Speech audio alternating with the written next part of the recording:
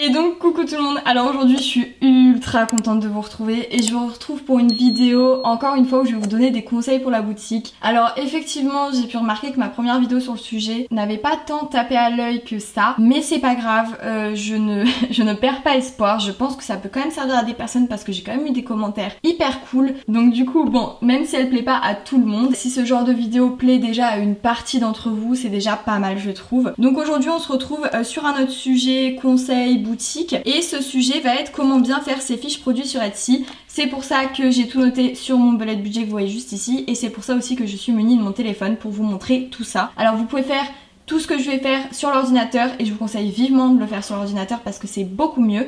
Par contre, moi c'est un peu galère de vous montrer avec l'ordi et tout, donc j'ai préféré prendre mon téléphone vu qu'on voit exactement les mêmes choses à faire. C'est juste que sur l'ordi c'est plus intuitif, vous avez plus d'espace et c'est mieux, voilà, c'est mieux tout simplement. Donc aujourd'hui on va voir comment faire une fiche produit Etsy de A à Z, donc vraiment tout, je vais tout vous montrer ce qui vous demande à chaque fois, je vais vous dire qu'est-ce que c'est, à quoi ça correspond. On va commencer tout de suite et on va aller d'abord sur une de mes fiches produits qui est juste ici. Hop, je vous la mets là. Donc j'ai pris une fiche produit un peu au hasard mais pas non plus, c'est à dire qu'en fait c'est une fiche produit où il y a pas mal d'options dessus et donc du coup je vais vous montrer les différentes options, à quoi elles servent. Le genre d'options que je vais vous montrer plus tard, vous allez voir qu'il y en a certaines qui sont facultatives. Vous n'êtes pas obligé en fait de les utiliser mais dans certaines conditions elles peuvent vous être utiles, donc je vais vous les présenter. Alors dans un premier temps, quand vous créez une fiche produit, déjà vous n'avez pas qui est tout rempli, moi c'est déjà une fiche produit qui a été faite, donc vous allez arriver sur quelque chose de vierge. Dans un premier temps, ce qu'ils vont vous demander, alors moi je vais pas commencer dans le même ordre, je vais commencer par le titre mais eux ils vont vous demander les photos, mais on va voir après les photos. Donc dans un premier temps le titre. Alors le titre, il y a pas mal de choses à savoir et c'est hyper important, le titre, la description, les photos, vidéos, c'est hyper important. Il faut vraiment se focus là-dessus puisqu'en fait c'est grâce à ça en fait que la plateforme après va pouvoir vous référencer quand les gens vont chercher des termes spécifiques etc sur la plateforme, et ben ils auront plus de chances de tomber sur vous si vous les avez utilisés à bon escient ces termes. En gros dans le titre, moi ce que je conseille c'est expliquer l'article dans un premier temps, qu'est-ce que c'est, comment il s'appelle. Donc moi c'est un défi 5 €, donc c'est un challenge également, je mets les deux mots parce qu'on peut chercher un challenge comme un défi.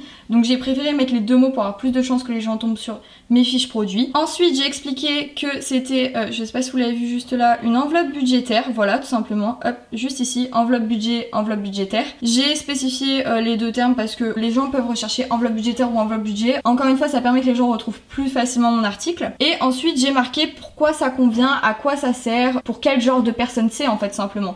Donc là j'ai marqué convient pour classeur A6, je me suis trompée, c'est A5. Convient pour les classeurs A6 et A5, donc là je dis pour quel format ça convient. Et après j'ai mis fait main, handmade, puisque voilà c'est des objets fait main. Vous pouvez également rajouter pour quel type de personne ça convient ou pour quel genre de contenu ça convient. C'est-à-dire que moi par exemple le défi des 5 € c'est pour faire des économies. Convient pour les personnes qui souhaitent faire des économies ou qui recherchent une organisation financière. Enfin il y a plein de termes en fait que vous pouvez évoquer notamment sur le sujet des enveloppes budgétaires mais pour d'autres sujets aussi hein. Moi je prends mon exemple là, c'est pour ça que je vous dis les enveloppes budgétaires, mais pour d'autres sujets il y a également d'autres termes, il y a également beaucoup de choses à dire, donc vous inquiétez pas. Faut vraiment en fait expliquer son sujet, être clair, utiliser le plus de caractères possible parce que c'est vraiment très important, et surtout utiliser des mots qui peuvent être employés par les gens. C'est-à-dire qu'il y a des choses, des fois dans des titres que je vois, sur les boutiques ou même sur les vidéos YouTube d'ailleurs parce que c'est le même type de sujet, il y a des mots que les gens utilisent qui ne sont absolument pas recherchés par la sphère YouTube ou la sphère Etsy, et ce qui fait qu'en fait bah, du coup leurs vidéos ou leurs publications, leurs posts tombent un peu dans le néant puisque tout simplement bah, ils ont utilisé des termes que les gens n'utilisent pas. C'est à dire par exemple moi j'utilise enveloppe budgétaire ou enveloppe budget, c'est des termes que les gens vont rechercher dans ce domaine là et qui vont taper. Par contre si je marque enveloppe plastifiée pour ranger ses sous, je suis un peu moins sûre parce que c'est moins spécifique de une, et de deux c'est moins les termes employés. Après ça peut marcher mais enveloppe budgétaire, tout le monde sait ce que c'est dans le milieu des enveloppes budgétaires, enfin vous voyez ce que je veux dire. Donc utilisez des bons mots et des mots clés que les gens peuvent utiliser. Si vous savez pas quels sont les mots clés que vous pouvez utiliser, vous essayez tout simplement de chercher dans la barre de recherche Etsy, vous tapez la catégorie de votre produit, donc comment il s'appelle et à quoi ça sert, et vous regardez en fait les fiches produits sur lesquelles vous tombez et vous regardez leur titre et vous regardez ce qu'ils ont mis en fait pour que vous tombiez sur leur article quand vous recherchez, puisque le but ça va être que après les gens tombent sur votre article en recherchant. Mais d'abord vous, faut que vous compreniez comment les gens tombent sur l'article en question. Ensuite je vais passer à propos de cette fiche produit, donc ça va être très simple. C'est qui a créé l'article, donc si c'est vous-même, si c'est un membre de votre boutique ou si c'est une autre personne de l'entreprise. Donc en l'occurrence si vous êtes toute seule, ben, c'est vous-même, voilà.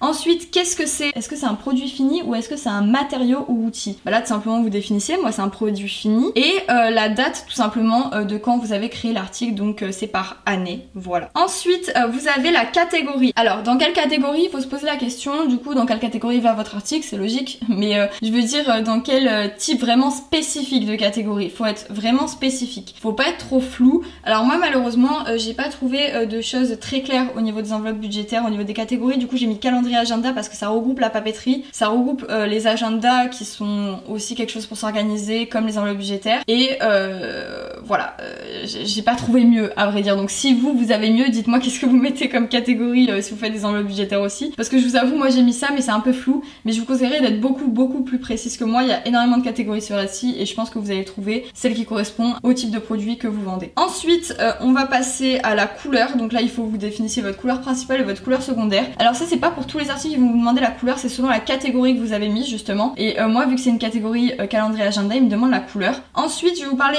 très brièvement de l'occasion. En fait c'est tout simplement si vous avez fait cet article par rapport à une occasion particulière, la rentrée scolaire, des baptêmes, des mariages, etc. Moi c'est pas pour un événement précis, donc je ne mets rien. Ensuite, ça c'est ce que je vous ai parlé dans ma vidéo dernière sur le sujet justement de la boutique. Je vous avais dit qu'il y avait deux types de produits, un type physique et un type numérique, donc je vais pas en reparler. Allez voir ma première vidéo, je vous la mets dans le petit si vous voulez vous informer sur le sujet, j'en ai déjà parlé. Mais voilà, soit vous mettez un produit physique, soit un produit numérique. Le mien est un produit physique, donc j'ai mis un produit physique. Maintenant, je vais retourner un peu plus au-dessus avant de parler de la description, et on va parler des photos puisque c'est quelque chose de très important que je vous ai pas encore parlé pour le moment. Alors, déjà, chose à savoir, vous pouvez mettre 10 photos max. Vous ne pouvez pas en mettre plus. J'ai été piégée pour quand j'ai dû mettre les photos de mon classeur Kawaii A6 rose, donc ne vous faites pas piéger, clairement. Faites attention à ça, voilà, vous avez 10 photos que vous pouvez mettre. Ça me l'a enlevé, hop là. Ce que je vous conseille, de 1, bonne lumière, je l'ai déjà dit dans la première vidéo. Un bon appareil parce que, ok,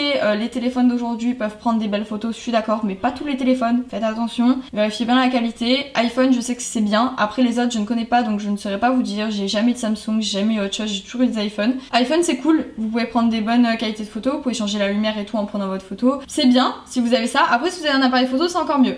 Voilà. Et également prendre sous différents angles. C'est très important de faire différentes photos. Moi là vous pouvez voir que j'ai fait une première photo simple pour illustrer mon article qui sera du coup ma photo d'aperçu, puisque oui, votre première photo que vous mettez c'est votre photo d'aperçu. En parlant de ça d'ailleurs, vous pouvez régler l'aperçu si jamais la façon dont la photo a été recadrée vous plaît pas. Vous pouvez régler l'aperçu et recadrer comme vous voulez la photo en l'augmentant ou en la diminuant et en bougeant là où vous voulez mettre la photo tout simplement pour que vous ayez un bel aperçu. L'aperçu c'est ce que les clients voient lorsqu'ils aperçoivent votre fiche produit, en fait c'est cette photo là qu'ils voient avec le titre. Donc j'en reviens à mes photos. Je vous disais, vous devez prendre sous tous les angles de vue. Donc déjà une première pour l'aperçu, donc qui fait une photo globale du produit. Une deuxième plus approchée où vous voyez bien tous les petits détails, etc.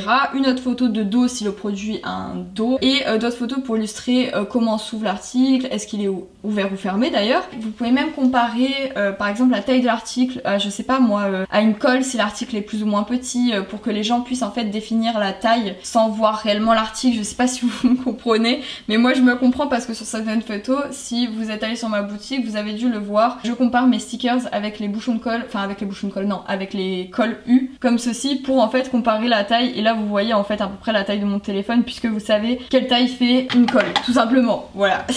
C'est pas plus compliqué que ça. Ensuite je vais passer aux vidéos, et là je vais être très courte parce qu'encore une fois j'en ai parlé dans une autre vidéo. Entre 5 à 15 secondes c'est bien marqué, après 15 secondes il vous coupe votre vidéo si elle fait plus, donc voilà, faites pas avoir. Et aussi montrer tout en détail, c'est très important. Il faut tout montrer, il faut que le client puisse voir le produit au maximum. La vidéo elle est faite pour ça, donc n'hésitez pas. Ensuite du coup maintenant je vais retourner à la description pour vous parler de la description. Et là je vais vous montrer voilà par rapport à ma description à moi comment je le fais en détail, puisque sur la première vidéo je vous avais vite fait expliquer mais je vous avais pas trop montré. Donc là je vais vous montrer. Alors dans un premier temps je rappelle le titre, première chose que je fais, je rappelle le titre, très important. Les tags, les titres et la description sont en cohérence. le référencement de la plateforme est fait sur cela avec les photos, les vidéos, ne jamais l'oublier, je ne le répéterai jamais assez. Très important. On rappelle le titre parce que ça fait toujours des mots-clés rappelés et la plateforme kiffe. Ensuite, vous marquez les détails de votre article. Donc moi, en l'occurrence, je marque la taille, la couleur, le jour où ça a été fait et où ça a été créé et pourquoi cet article convient. Donc en fait, vous voyez que mon titre que j'ai fait tout à l'heure, c'est vraiment une annonce de la description puisque tout simplement en fait mon titre est un peu plus général, ça raconte ça, mais là c'est plus détaillé. En gros le titre doit être l'amorce à votre description tout en expliquant bien le produit. Ensuite là moi selon les articles que c'est, j'explique en fait comment tout a commencé, c'est-à-dire comment en fait j'ai eu l'idée de créer ma boutique, comment j'ai eu l'idée de faire tous ces produits, notamment les enveloppes budgétaires et voilà j'explique un peu mon parcours en vite fait bien sûr. Ensuite j'explique les délais de livraison, très important les gens, il faut que vous affichiez des délais de livraison pour expliquer pourquoi des fois ça peut être aussi long. Donc déjà sous combien de temps votre colis est effectué parce qu'il faut le spécifier aux gens, il faut qu'ils sachent à peu près sous combien de temps ils vont le recevoir pour eux et combien de temps va mettre la livraison une fois que votre colis est fait et donc que vous l'avez déposé à la poste, combien de temps va mettre la poste à livrer votre colis. Voilà, faut le spécifier, c'est très important. Ensuite moi j'ai mis mes réseaux sociaux puisque voilà j'ai mes réseaux sociaux associés à mon compte du coup Etsy, YouTube, Instagram, enfin bref voilà. Donc moi j'ai spécifié mes réseaux sociaux, vous pouvez le faire également, ça permet aux gens de vous retrouver à d'autres endroits, ça permet de vous suivre, de vraiment d'être plus impliqué dans le truc, voilà. Donc moi je fais comme ça une description, alors on peut se dire que ça paraît compliqué quand on voit tout ça marqué, on peut se dire mais je vais jamais avoir à marquer autant, mais en fait en soi si vous suivez comme moi les 5 étapes que j'ai mis, la plupart des gens font comme ça, bon après je sais pas si j'explique vraiment leur histoire un peu de pourquoi ils ont ouvert ça, pourquoi ils ont fait ça etc, mais c'est à peu près le même fil conducteur sur toutes les fiches produits, donc il faut décrire le produit, il faut mettre des mots-clés, il faut être spécifique, etc.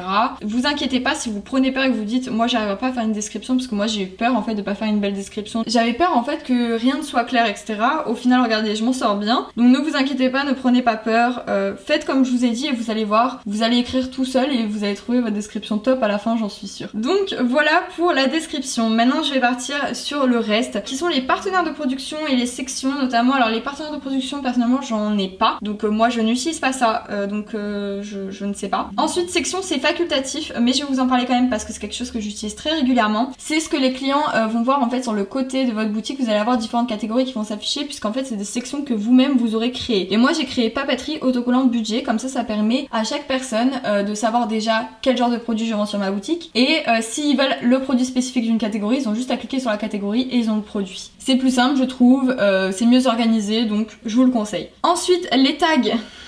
Les tags. Les gars, vu que maintenant on a parlé du titre et de la description, les tags, il va falloir en mettre et il va falloir tout mettre ce qui est possible. C'est-à-dire que vous avez 13 tags possibles à mettre.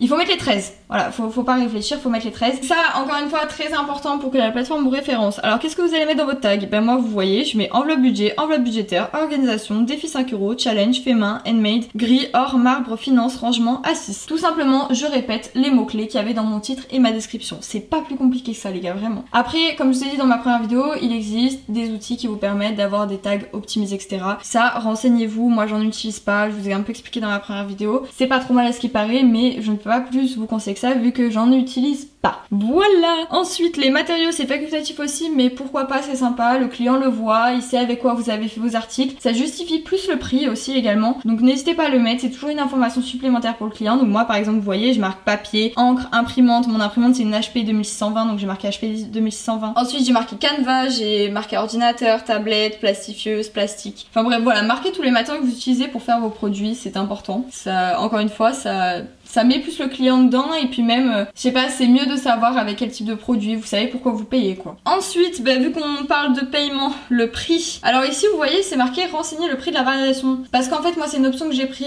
sur cette fiche produit puisque j'ai ajouté une variation, c'est-à-dire qu'en gros j'ai mis 2 formats et vu qu'il y a 2 formats il y a 2 prix différents. Mais initialement si vous avez un prix juste pour un produit que vous avez mis en vente, vous allez devoir marquer le prix juste ici. Alors le prix je vous ai déjà expliqué dans ma première vidéo à peu près comment le calculer, donc je vous invite à voir encore une fois aller la voir, je sais je vous renvoie beaucoup à cette vidéo mais il y a beaucoup de choses importantes que j'ai dit là-bas. Ensuite vous notez la quantité de combien vous avez d'articles, alors moi je marque 10 ou 20 mais à chaque fois je les refais donc il y en a tout le temps.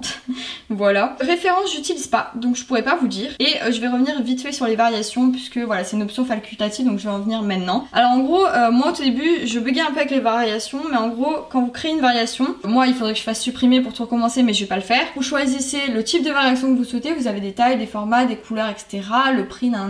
Si la catégorie que vous cherchez n'est pas dans les catégories que Etsy vous propose, vous pouvez notamment créer votre propre catégorie, chose à savoir, voilà. Je sais qu'il y a un petit encart où il vous propose de créer une catégorie. Si une des catégories proposées par Etsy vous plaît, vous avez juste à cliquer dessus et là du coup ça va vous demander comment appeler en fait les différentes variations. Vous allez les appeler et après vous pourrez ajuster selon le prix, selon la quantité ou selon les références. Voilà, tout simplement. Autre chose facultative, mais qui peut être cool quand même parce que ça encore une fois les gens kiffent bien, c'est la personnalisation. Alors moi j'active la personnalisation sur certains de mes articles, là où on m'en demande en fait. Je l'active pas sur tout, mais ça peut être intéressant si les clients veulent une personnalisation ou quoi. Et ensuite la livraison, mais la livraison ça c'est propre à chacun. Moi je livre en lettres vertes donc à 1-3 jours en France et en Belgique en lettres prioritaires donc moi j'ai juste mis mes coordonnées de livraison juste là, voilà.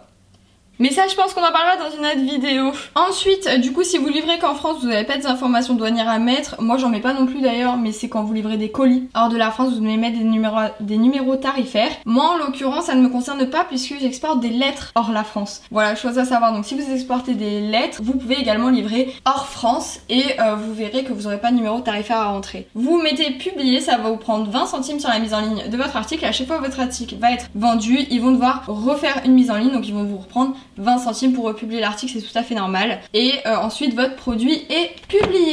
Voilà, en tout cas j'espère que ma vidéo vous aura plu, ça m'aura fait extrêmement plaisir de vous refaire une vidéo sur le sujet, j'espère qu'elle sera un peu plus appréciée, pourquoi pas. Ou sinon tant pis, et j'espère que les gens qui ont kiffé la première vidéo kifferont aussi celle-ci. En tout cas moi je vous fais de gros bisous et je vous dis à bientôt. Bisous les gars.